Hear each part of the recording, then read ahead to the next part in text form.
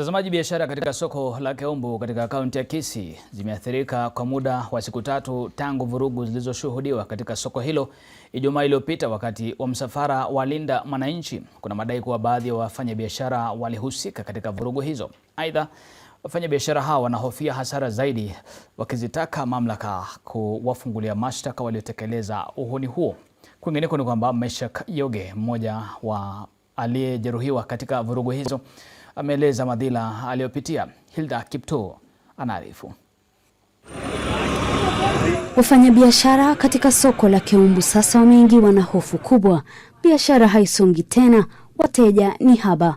Biashara yetu imerudi chini, hata tunalia, hata hao watoto walipiwa wakakufa ni wetu, ni mtoto wetu. Kwa vile sisi ni wasasi, tunasikia uchungu ndani yetu.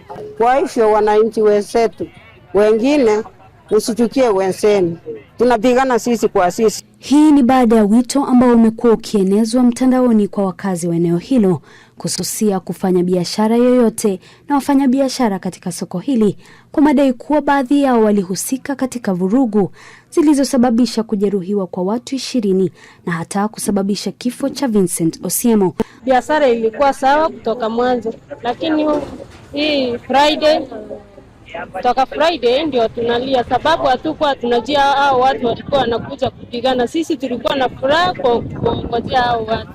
Sasa tunalia, tukifika kwa gari tunaambiwa pelekea Chanda. Ukifika kwa gari unaambiwa pelekea Simba. Sisi hatujui kitu yenye inaendelea. Wafanyabiashara hao wamejitenga na matukio hayo ya Ijumaa, wakidai ni kazi ya wahuni na kuwataka wateja kuwajali.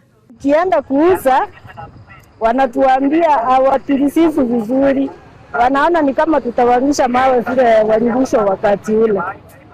Kwa hivyo tumeona vibaya vile tulikosea, kwa hivyo tunaomba msamaha. Naye Meshak Yoge amesimulia alivyoepuka mauti baada ya kujiunga na msafara huo wa Linda Mwananchi ambao uliishia kurushiwa mawe na wahuni katika soko hilo alipokuwa akielekea eneo la Keroka. Nilikuwa nimekaa left hand, kiti cha nyuma. Hiyo gari ilipiwa, hiyo kioo ikapasuka, ikaja na hiyo mawe ndio iliyonigonga hapa. Hiyo mawe ndio ikanigonga hapa ikiwa na kioo, na hizo vioo zikanidunga dunga kwa macho. So na pia meno kuna shida kidogo. Sasa alichosalia nacho ni kumbukizi za siku hiyo, huku akiuguza majeraha, sijue nafuu atapata lini.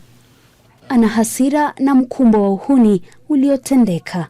So mimi naambia hizo familia pole sana, poleni sana, pole sana. Naambia serikali ya Linda Mwananchi na serikali yote ya opposition, muangalie hiyo matanga hiyo jamaa, mufike karibu hiyo familia, muwajaribu kuwafika karibu sana. Hilda Kipto, NTV.